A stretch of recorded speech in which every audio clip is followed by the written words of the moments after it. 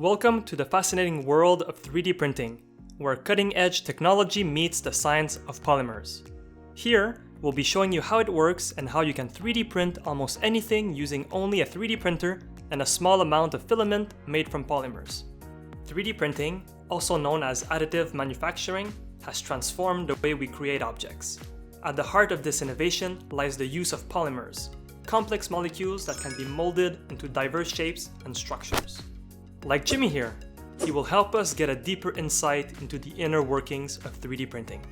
Okay, Tchimmy, let's move. Polymers are long chains of repeating units, creating a flexible and customizable material. In 3D printing, polymers are carefully selected based on their properties, such as durability, strength, flexibility, and resistance to various chemicals. Here, we have a polymer chain of polylactic acid, also known as PLA. Let's go a bit closer. The chemical makeup of the polymer is composed of tiny building blocks known as monomers, which are repeated along the polymer chain. In this instance, lactic acid monomers are repeated a variable number of times, determined by the chain's length. PLA is widely used for multiple reasons, but mainly because it's easy to print, cost-effective, and recyclable if you want to reuse it. It's even biodegradable. This is what the bulk looks like. It is a semi-crystalline polymer. Two phases are present. We call them amorphous regions and crystalline regions. The blue regions are considered amorphous. As we can see, polymer chains are disorganized without any order. This superposition and intertwining of polymer chains is called entanglement. On the opposite end, crystalline phases are highly organized on a long-range order.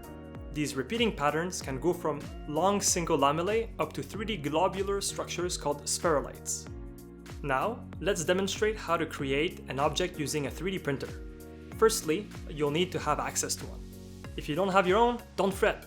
You can check out the local libraries, schools, makerspaces, or even ask a friend. Secondly, you'll require filament. Filaments come in different polymer structures, each with variations in color, diameter, flexibility, and printing temperature, so make sure to pick the one you need. In order to proceed, you'll require a 3D model. You can craft one yourself or acquire it online. Websites like Thingiverse offer numerous free options. Once you have your model, upload it to your printer's slicing software. This will generate a G-code file, instructing your printer on the necessary movements throughout the printing process. Finally, send the G-code to your printer and voila! You're manufacturing an object straight from polymer.